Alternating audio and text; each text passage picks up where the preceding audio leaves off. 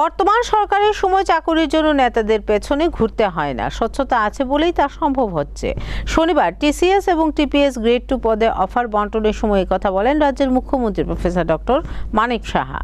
শনিবার আগরতলা মুক্তধারা অডিটোরিয়াম হলে টিসিএস এবং টিপিএস গ্রেড 2 পদে মোট 30 জনের হাতে অফার তুলে দিলেন রাজ্যের মুখ্যমন্ত্রী প্রফেসর ডক্টর মানিক সাহা।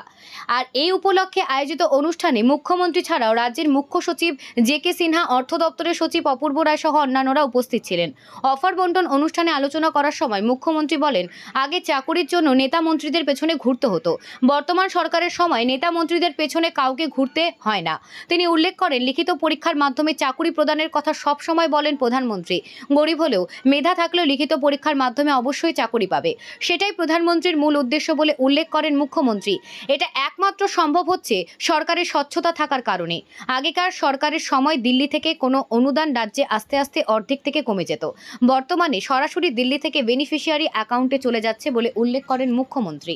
যে কোনো নিয়োগ প্রক্রিয়াতে আমরা স্বচ্ছতার সাথে দিতে চাই।